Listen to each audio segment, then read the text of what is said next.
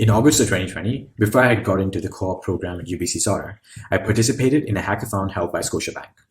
Unlike most hackathons I've participated in, my team and I had to apply and get selected from over 300 applicants across Canada. Fortunately, we made it as participants and went on to finish third in that hackathon. It was the first hackathon I'd ever won, and it was also the same for my teammates.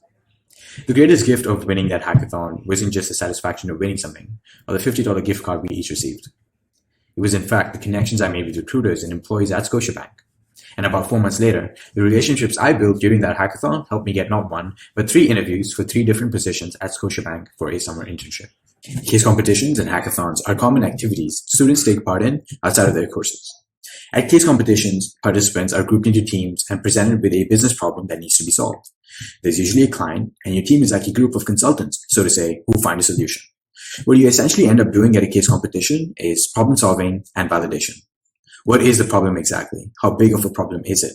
Are we looking at it the right way? And finally, why your proposed solution is the best among others. Hackathons, on the other hand, represent a similar structure but lean more towards a technical solution.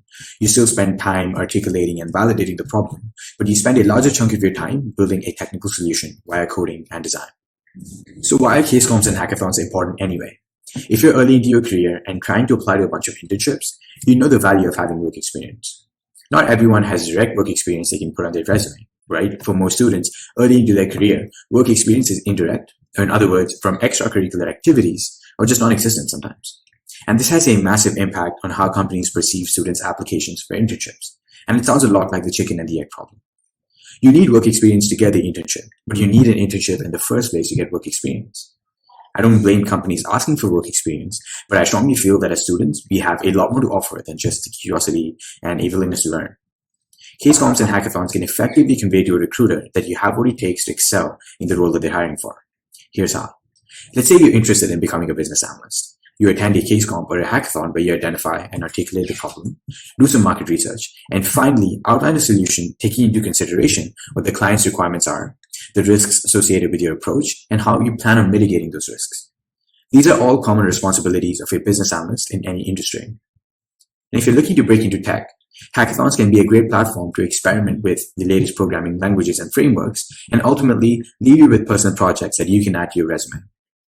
By just participating in a single competition or hackathon, you've essentially put down on your resume all the skills you developed, and you also have a compelling story to tell via your cover letter. You can now tell recruiters how you developed and applied new skills and what you learned from doing that, which is way better than just having them down as bullet points on your resume. To know more about that, check out my earlier podcast on resumes and cover letters. Let's talk about the idea of students from non-business or non-tech backgrounds wanting to get involved. Like I said before, there's nothing that says that students who aren't from these backgrounds cannot participate or do well.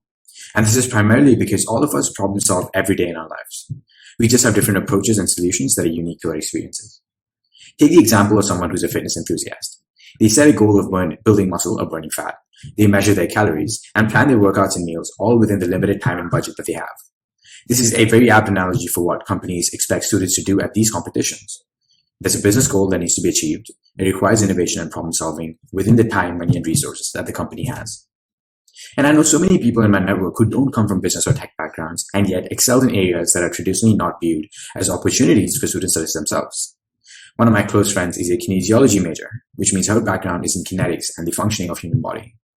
Her desire to help people translated into developing skills in understanding her clients' problems and coming up with suitable solutions. She applied those experiences to business problems and is now going to join Deloitte as a business analyst in the coming year.